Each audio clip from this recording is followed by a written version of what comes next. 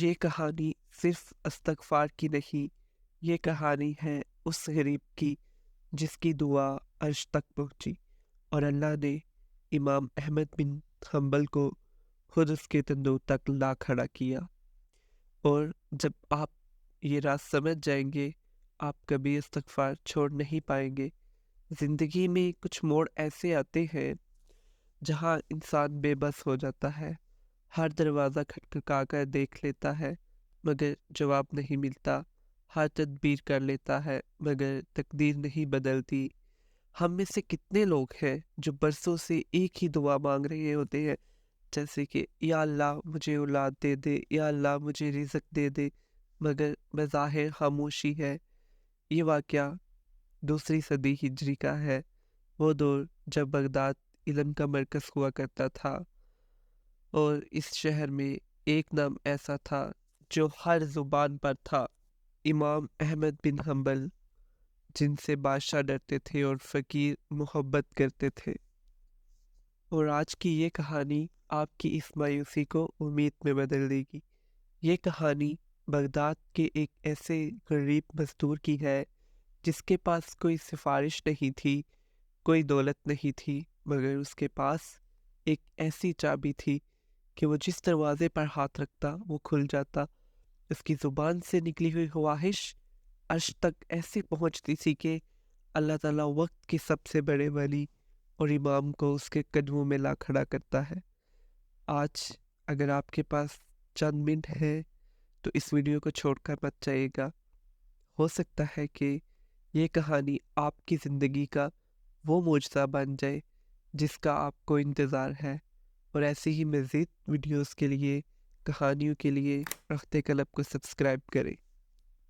امام احمد بن حنبل یہ کوئی عام انسان نہیں تھے، لاکھوں لوگ ان کے ایک اشارے کے منتظر رہتے تھے، مگر اللہ والوں کی ایک شان ہوتی ہے، وہ جتنے بڑے ہوتے ہیں اتنے ہی عاجز ہوتے ہیں۔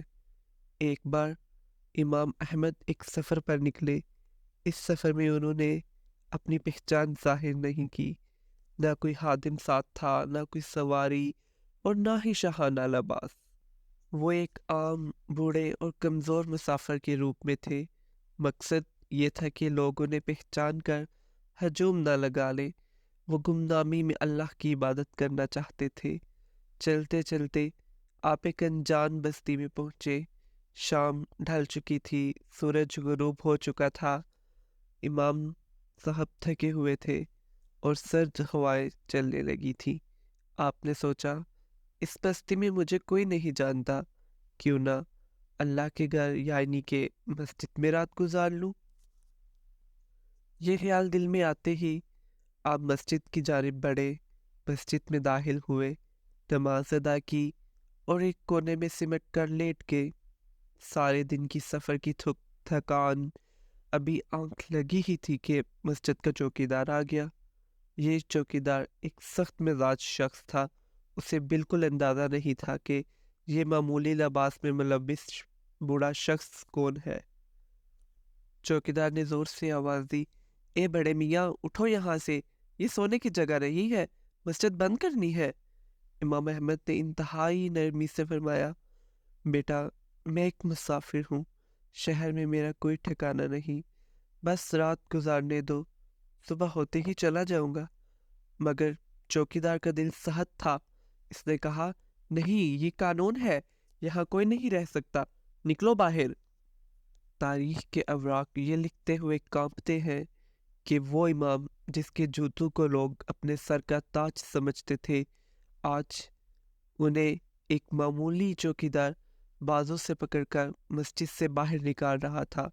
امام احمد نے ایک لفظ نہیں کہا، انہوں نے اپنی پہچان نہیں کروائی کہ میں احمد بن حنبل ہوں، کیونکہ وہ یہ آزمائش اللہ کی طرف سے سمجھ رہے تھے۔ آپ خاموشی سے باہر آ گئے اور مسجد کا دروازہ ان کے منہ پر بند کر دیا گیا۔ باہر سخت سردی تھی، رات کا سناٹا تھا۔ امام صاحب گلی میں کھڑے سوچ رہے تھے کہ اب کہاں جائے۔ قریب ہی بازار کی نکڑ پر ایک چھوٹی سی دکان کھلی تھی۔ یہ ایک نان بائی کی دکان تھی جو صبح کے لیے خمیر تیار کر رہا تھا۔ دکان سے آگ کی تپش اور روشنی آ رہی تھی۔ اس دکان والے کی نظر جب اس بزرگ مسافر پر پڑی تو اس کا دل نرم پڑ گیا۔ اس نے وہیں سے آواز دی، بابا جی، آپ باہر سردی میں کیوں کھڑے ہیں؟ اگر آپ کے پاس جگہ نہیں تو میرے دکان میں آ جائیں، یہاں تندور کی گرمی ہے، آپ آرام سے رات گزار لیں گے۔ امام احمد دکان کے اندر گئے۔ جگہ گرم اور پرسکون تھی۔ آپ نے اللہ کا شکر ادا کیا اور ایک کونے میں بیٹھ گئے۔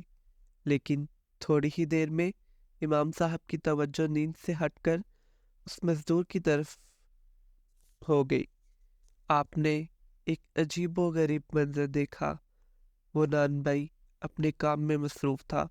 وہ آٹے میں پانی ڈالتا تو اس کے ہونٹ ہلتے، وہ آٹا گوندتا تو اس کے ہونٹ ہلتے، وہ پیڑا بناتا تو اس کے ہونٹ ہلتے، وہ روٹی تندور میں لگاتا تو اس کے ہونٹ ہلتے۔ امام احمد نے کان لگا کر سنا۔ وہ کوئی گیت نہیں گا رہا تھا، نہ کسی سے باتیں کر رہا تھا۔ اس کی زبان پر صرف ایک ہی ورد جاری تھا، استغفر اللہ، استغفر اللہ، استغفر اللہ۔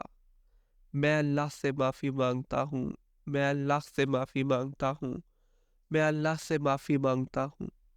اس کا ہر عمل، ہر حرکت استغفار کے ساتھ جڑی ہوئی تھی۔ کام دنیا کا کر رہا تھا مگر تعلق اللہ سے جڑا ہوا تھا۔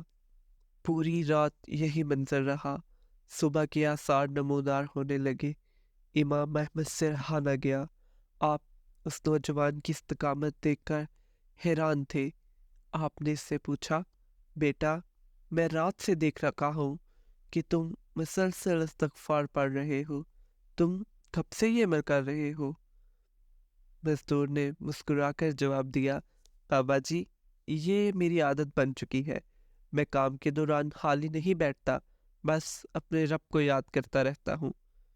امام احمد نے اگلا سوال کیا جو ہم سب کے لیے بہت اہم ہے۔ آپ نے فرمایا، تمہارا یہ عمل اللہ کے ہاں بہت پسندیدہ ہے، مگر مجھے یہ بتاؤ، کیا تمہیں اس استغفار کا دنیا میں بھی کوئی فائدہ ملا؟ یہ سن کر نان بھائی کا چہرہ کھل اٹھا۔ اس کی آنکھوں میں ایک چمک آ گئی۔ اس نے کہا، بابا جی، اللہ کی قسم، اس استغفار کی برکت سے یہ معجزہ ہوا ہے کہ میں نے جب بھی ہاتھ اٹھا کر اللہ سے جو بھی مانگا، اللہ نے فوراً عطا کیا۔ میری کوئی دعا رد نہیں ہوئی، ہر خواہش پوری ہوئی ہے۔ پھر وہ تھوڑا رکا اور بولا، بس میری ایک دعا ہے جو اب تک قبول نہیں ہوئی۔ امام احمد نے پوچھا، وہ کیا دعا ہے؟ نان بھائی نے ایک ٹھنڈی آہ بھری اور کہا، میرے دل میں برسوں سے یہ تڑپ ہے کہ میں اس وقت کے سب سے بڑے عالم اور اللہ والے امام احمد بن حنبل کی زیارت کروں۔ سنا ہے وہ بہت نیک انسان ہے۔ میں غریب ہوں، اپنا کام چھوڑ کر بغداد نہیں جا سکتا، بس اللہ سے یہی مانگتا ہوں کہ کبھی ان کی صورت دکھا دے۔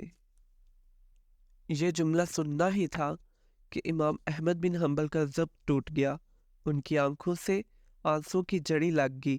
آپ نے کانپتی ہوئی آواز میں فرمایا، اے خوش نصیب نوجوان، تیرا استغفار تو آسمانوں پہ پہنچ گیا۔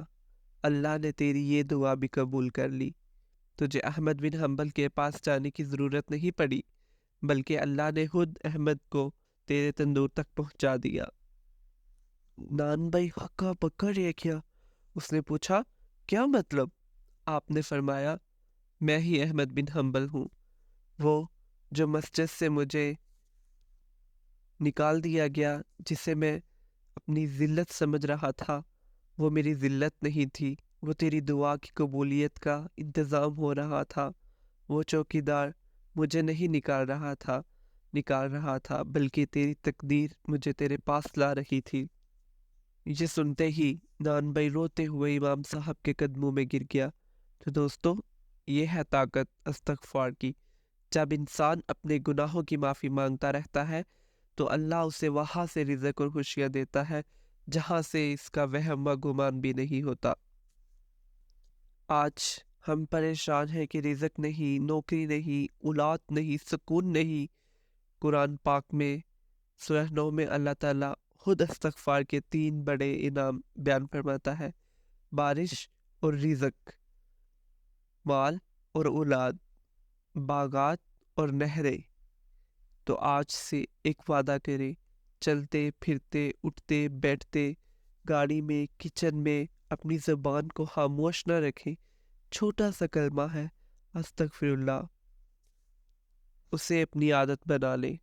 کون جانے آج رات آپ کا پڑھا ہوا استغفار آپ کی برسوں پرانی روکی ہوئی دعا کو پورا کرنے کا سبب بن جائے۔